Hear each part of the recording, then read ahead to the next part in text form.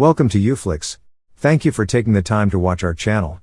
Today Uflix will summarize the film entitled Abby and Cam are a set of weird brothers from Minnesota. They are jobless, have no talent, and are hated by all their neighbors. The whole day they play games and participate in random challenges, hoping to win some cash prize. Basically, it is the younger brother Abby taking part in the challenges, while the elder one, Cam, records him and takes care of other arrangements. Kind of like how Ben Affleck farted and smoked pot while Matt Damon wrote Good Will Hunting. In the first scene, Abby is playing video games on his couch with great focus. Turns out this is also a challenge. Every 5 minutes he will have to chug down 100 milliliters of milk within a time frame of 10 seconds. This will continue until Abby finishes the entire game. The hardest part is that he cannot even get up from the couch, let alone go for a bathroom break. During the challenge, Abby gets tired and thinks of quitting several times. However, Cam chastises him to keep going, saying that he is a quitter who has never done anything good in his life. He also mentions that Abby quit his recent job, because of which they're in this predicament now. They have no money to buy food or pay for rent. So come on, Abby, keep going until you poop milk. Hearing this, Abby reluctantly obliges. Several hours later, the challenge is still going strong. Abby has completed a substantial part of the game, but his urinary bladder is almost about to explode. He can't hold it any longer now. To gather some strength, he puts on a weird pair of glasses that his dad had gifted him years ago. From their conversation, we get to know that their dad has been incarcerated for assaulting a kid. Mac hates him for it and hopes to never see him again, while Abby believes that their dad is innocent. In the next morning, Mac heads to the other room to get something. He wants to spice up the challenge by adding a few more elements to it. Taking advantage of the opportunity, Abby grabs the almost empty gallon of milk and pees in it. After a while, Mac returns with some stuff, among which is a magazine. Thank you for watching. He turns to a page and starts explaining about a celebrity gamer named Mitchell. The man has apparently reached level 256 of Pac-Man, and he has declared an open challenge. Anyone who reaches level 257 will be awarded with a cash prize of $100,000. Cam asks his brother what he will do if he wins the challenge, to which Abby replies that he'll buy a private jet. Buddy, $100K can't even buy you a private toilet. As the two are engrossed in their conversation, Cam suddenly realizes that the gallon of milk is missing. He asks Abby about it, and the latter reluctantly brings it out. Surprisingly, Cam is still adamant on finishing the contents of the gallon, unaware of what his brother has done. Abby tries his best to explain that he can't drink anymore, but Cam is having none of it. He wants to continue with the challenge no matter what. So, he pours the content of Abby's bottle and starts counting down the time. The poor guy is about to drink it, but he suddenly starts puking all over the place. This ends the challenge, effectively. Cam is furious and he once again berates his brother for being a quitter.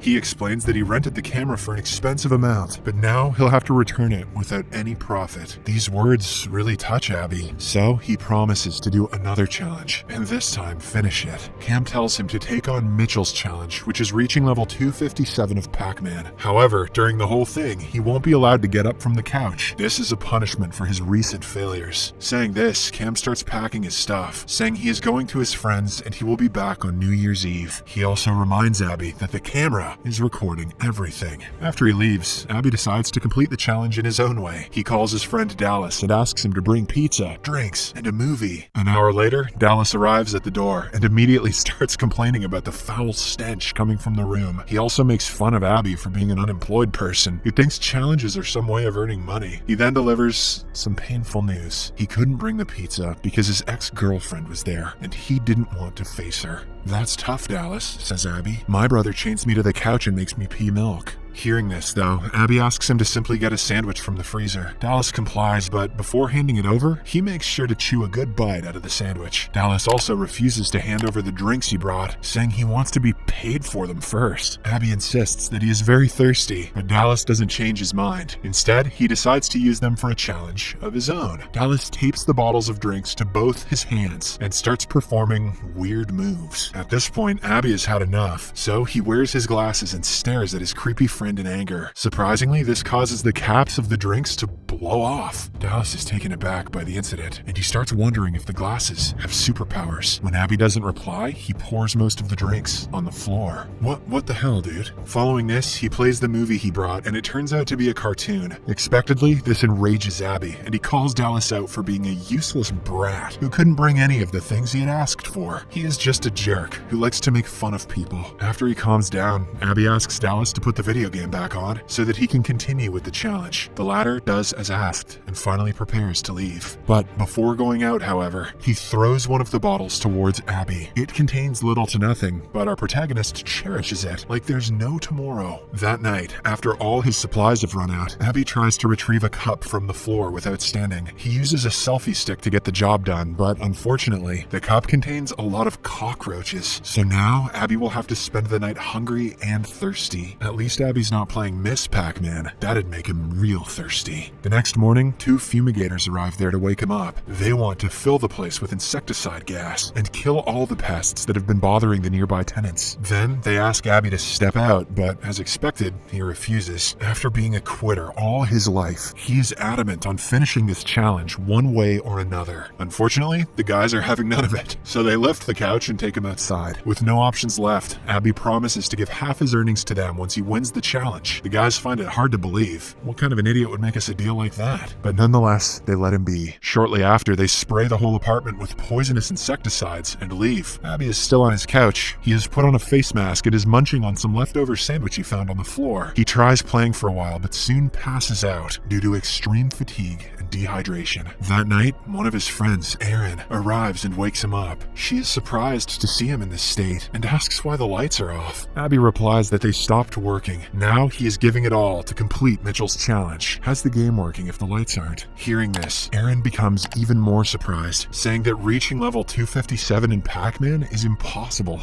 There is a glitch on the 256th level, which makes sure no one can cross it. However, Abby is still hopeful. He wants to at least try, because he needs the money to meet his incarcerated dad. As the two continue talking, Erin's coworker Cortez arrives at the door. He seems to be an arrogant man who likes bullying others. He immediately starts complaining about the foul smell coming from the room and asks Erin to come with him. When she asks for some more time, he begins provoking the half-naked gamer. Cortez reveals that Abby's father is a child assaulter who has never done anything good in his life. He was caught red-handed inside a gas station, but he still has no remorse about it. However, Abby does not stay silent. He says that his father was an honest and hard-working man who was framed by evil people. He was only trying to help the girl at the gas station, but the authorities perceived him in the wrong way. Despite the clarification, Cortez continues bullying him. Having had enough, Abby finally snaps and puts on the special glasses. He then gives Cortez a menacing look, because of which the latter starts feeling slight pain in his chest. Fortunately, before things got out of control, Erin stops him. She then angrily leaves the place with a friend, promising to never come back again. Abby is slightly upset, not because his friend is leaving him, but because she didn't bring any food for him. Nonetheless, he brushes it aside and resumes playing. The next morning, Abby wakes up in a cold sweat. He is extremely dehydrated due to the lack of fluid in his body. To make matters worse, he is also choking because of all the windows in the room being closed. Since Abby has nothing to consume, he simply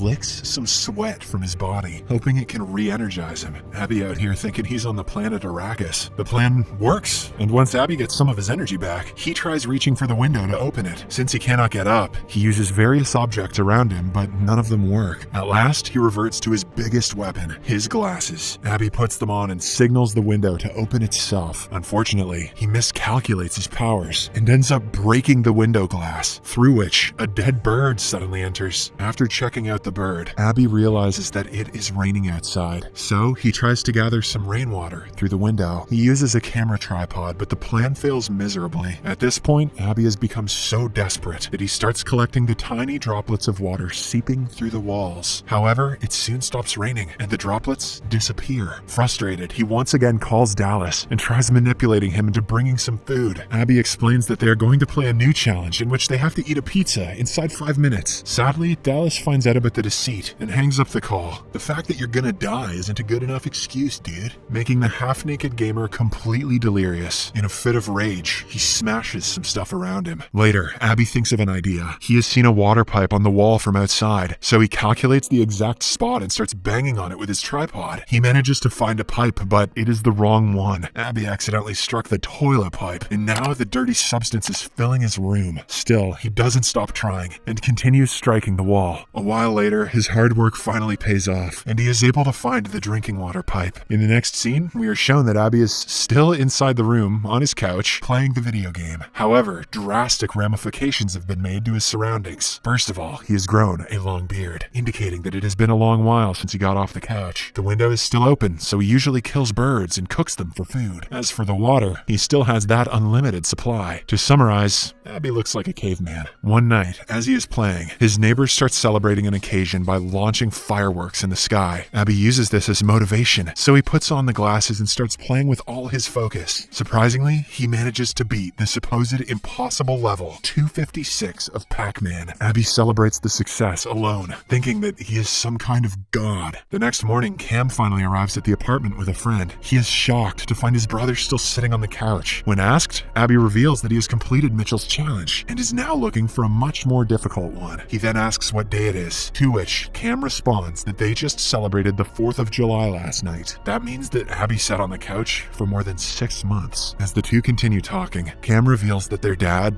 passed away because the outside world had become catastrophic. Crimes have increased, global warming has taken a turn for the worse, and people have started eating each other. Their dad was also probably eaten by someone. Just then, Cam finds one of his brother's birds, which he has kept in a box. It is a decomposing, half-eaten bird, yet Abby calls it his pet. Disgusted, Cam starts making fun of it, enraging Abby. So, to teach his brother a lesson, he finally gets up from the couch and uses his telekinetic powers. His glasses also start glowing, because of which Cam feels a sudden pain in his head. The next second, his head explodes into smithereens, splattering blood all over Abby. With this, our gamer protagonist has completed yet another challenge. He has now been drenched in literally all the bad stuff: sweat, vomit, pee, insecticide, excrete, and blood. All he's missing is that goop from Nickelodeon. In the final scene, someone comes through the door, which makes Abby smile for the first time in months. He slowly hands over his favorite knife to the person, possibly his dad.